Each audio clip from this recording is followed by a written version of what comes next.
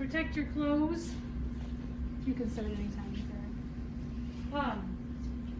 With an apron, and then have your hair pulled back if you have long hair like me. So just take care of that. Okay, and then wash your hands really well. Good idea to take a shower the night before.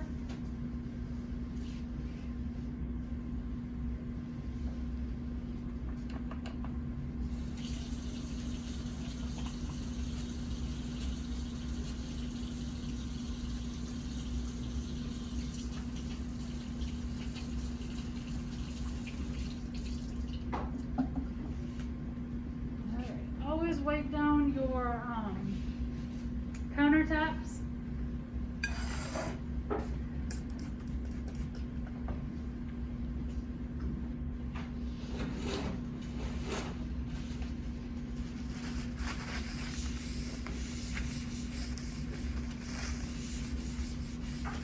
Alright, so we're going to start with the wet ingredients, and when you guys write your recipes, you don't have to tell me to, get a half cup, dip it in the flour, measure it out. You just need to tell me how to put it together to make the muffins, okay? So that'll save you some time on your writing, because I noticed there was a lot of you that did that. Okay, so we're gonna start with our our dry ingredients. And we're gonna use 1 1/4 cups, 1 1/4 cups of bran flakes. Just make sure I follow those directions because I don't want to miss something. Alright, I'm just using my gloves so you guys are more comfortable with me handling the food. Okay, so with bran flakes, you know that they're all different shapes. So it's not crucial for you to level it off, but you should probably put it over something in case there's an overspill. So I'm just going to do 1 cup, and then I'm going to go ahead with the 4th.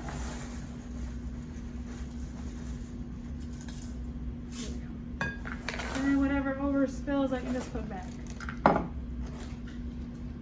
Alright, next thing is the same measurements with flour. Remember, you're going to spoon the flour in.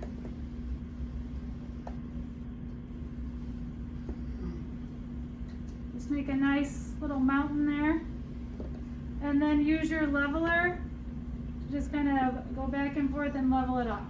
Okay, so you got a nice level of flour, and then you can just go ahead and put it right in. And then you're going to do the same thing with your 1/4 of a cup measure. Fill it above the line, and then use your leveler to level it off. Okay. Then you're going to use brown sugar. You need 1/3 of a cup with that, and you're going to pack it in. So I usually just take my hand and pack it in, just like when you were little on the beach and you made sandcastles. So we're just going to put that in there. And then you're going to do baking powder at a tablespoon. Remember, baking powder has also the cream of tartar already in it, as well as the baking soda. So this one's all set. I'll go ahead and put that in. And our last dry ingredient is cinnamon. And you need a teaspoon of that, and you can either level it with your leveler or you can use the lid, your choice. And then just go ahead and level that off. And go ahead and put that in. Okay. And you'll use your spatula, give it a couple turns, just kind of blend in the ingredients. Now when you're mixing this with the wet ingredients, you don't want to mix it too much because it mixes the gluten from the flour to the point where it expands too much, and it has the ability to make them a little bit hard and not real soft. So once we get the liquid in there, we'll do about 20 turns and call it good, just to moisten the ingredients. Okay, so we're going to move on to our other bowl, and we're going to do 1 1/4 cups of apple juice, and you're going to use your liquid measuring cup for this. Okay, and on this cup measure there is no 1/4, so between 1 1/2 is a fourth. So that's how you can measure accurately with that. And we'll go ahead and place that in the bowl. Okay, and then it's going to call for vegetable oil, a fourth of a cup. I've already pre-measured that because the container I have is really big and I didn't want to overspill that, so I measured it ahead of time. Okay, and then a teaspoon of vanilla. So I got my teaspoon in here. I usually measure something liquid like this over a container just in case I spill. Can't really go after vanilla once it's in the bowl. Okay, and then I'm going to give that a little stir. Just kind of get it blended up. And then I'm going to go ahead and cut my apples. All right, so there's two types of knife. This one's called a French knife. This is a paring knife. And then you always should use a cutting board. So when you cut apples, these call for them to be peeled. So you can just take a vegetable peeler and you can just peel the skin off if you want. You could use a knife too. This is just kind of faster and easier for me. And a little skin on them never hurts. I mean, that's where a lot of the nutrition is. So having skin on is an okay thing. Sometimes the skin can be a little waxy and hard to dissolve, and so it may be displeasing to some to have to eat that. So it is a preference. Look at what are your preferences. So I'm just going to go ahead and peel it for this purpose. Whoa. Okay, so get rid of your skins there. All right, so there's a couple ways you can cut this. I'm going to use the bigger knife to make bigger cuts. So you just kind of put it in your apple and then use your hand to cut down on it. Okay, notice how I'm gripping the knife. My hand is not back here. Okay, I am right up on the neck of the knife. Okay, I'm going to make one more cut with the big knife, putting it in the apple and cutting down so that my fingers are nowhere near the blade. And then with many years of practice, I've been able to manipulate apples in my hand. You know, after having 3 kids and they like apples. So I'm just going to go ahead and cut the core away. And I'm just using a little bit of pressure so that I don't go so fast that I end up cutting myself. So I'm just cutting around that core. Just like that. Okay, then you can either go back to your big blade or you can stick with your paring knife, but when you're cutting, you're always going to have your hand like this so that your fingers are back and you can cut along the side of your knuckles, okay?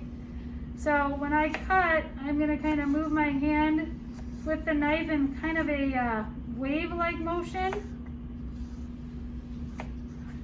And then you're just going to put them all together and then give a slice this way. Make them small, and then scoop them. Where's my bowl? Put them in the bowl. Okay? Or you can use the larger knife. Again, just like a wave. And then go ahead and then turn them, and then use again same technique.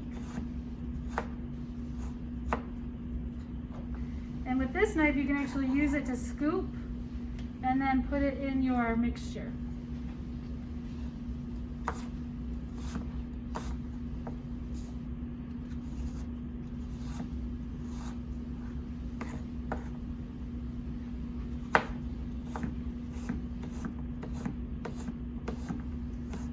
And again, I'm just going to use my knife as a scoop.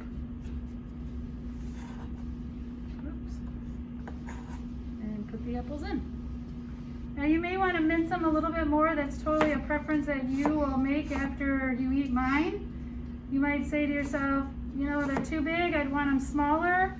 Or maybe you like to have that piece of apple a little bigger. You know, that's something that you can decide when you make them. And just scoop the rest of that into the bowl, okay? So then we're done with our cutting. Okay, Okay, then we're gonna blend. So we have our dry ingredients here. I'm gonna give this just a little turn. And I'm gonna go ahead and pour it in. Now because there was oil, I'm gonna go ahead and use the spatula around my bowl because you know that oil is kind of sticky, it'll stick to the bowl. And then I'm gonna give it about 20 turns, just enough to get the ingredients mixed in and wet. But I'm not gonna over mix it because that will make my muffins tough.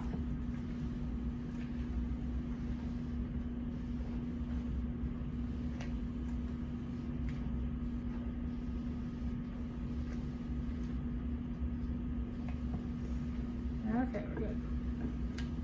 All right, then the next step is to put them in the muffin tins.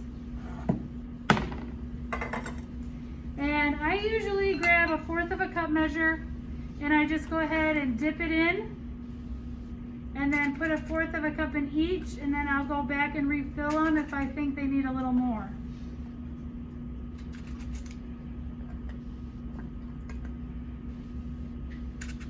And this makes about 12 good size bran muffins. You could try other fruits in them too, like if you prefer, you know, strawberry bran muffins, raisin bran muffins, different things you could put in, peaches, depending on what fruit is your favorite.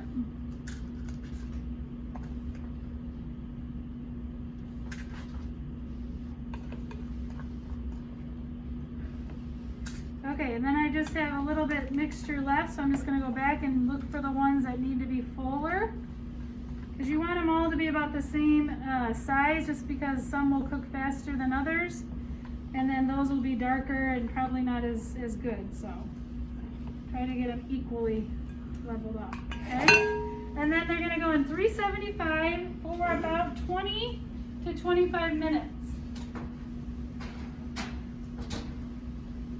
We'll go ahead and set that timer. Okay, and then while I am, you can cut it.